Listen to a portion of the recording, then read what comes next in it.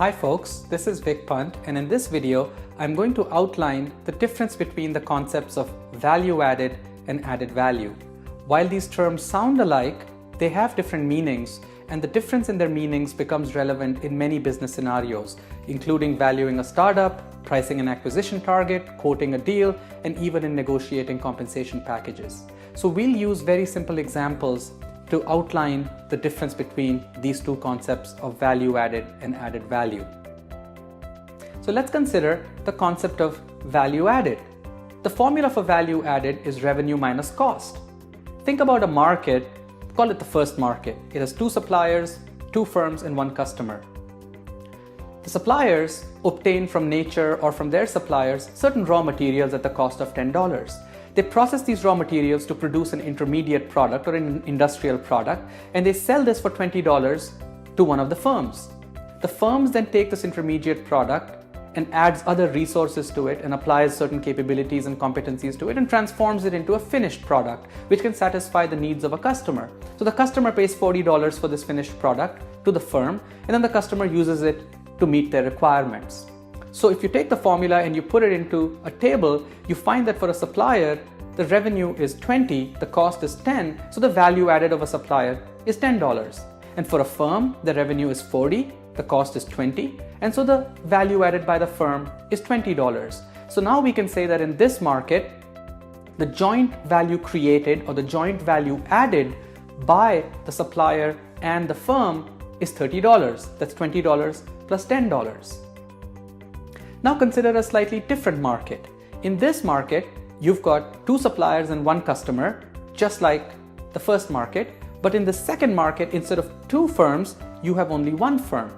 So we take the same formula for value added, which is revenue minus cost, and we take the same table and we see if this makes a difference. And we find that it actually doesn't make a difference because the supplier still makes $20 at a cost of $10, so its value added is $10, and the firm still makes $40 at a cost of $20, so its value added is also $20.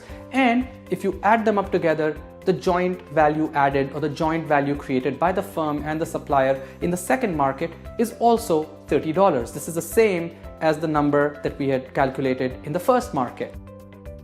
So let's switch gears and consider the concept of added value.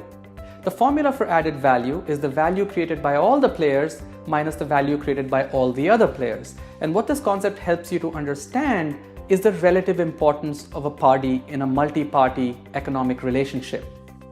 So let's go back to our example of the first market. Two suppliers, two firms, and one customer. And we take the formula and we put it into a table.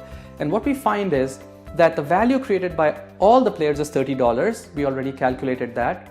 But with respect to either of the suppliers, the value created by all the other players is also $30. This is because if either of the suppliers exits the market, the remaining supplier can step up and meet the needs of the firms and supply the intermediate products to the firms. So neither of the suppliers is indispensable or irreplaceable. So their added value is 30 minus 30, 0.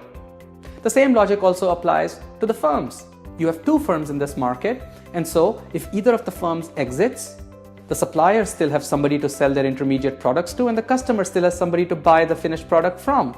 So the added value of either of the firms in this market is also $0. In fact, the only party in this market that has any positive added value is actually the customer, because the value created by all the players is $30 minus the value created by all the other players is actually 0, because if it wasn't for the customer, there would be no transaction. There would be nobody to buy the finished product, and then there would be no need to buy the intermediate products. So if we take 30, subtract 0, so now we see that in the first market, the added value of a customer is $30. And in fact, that's the only party in the first market that has any added value. So let's go back to the example of the second market.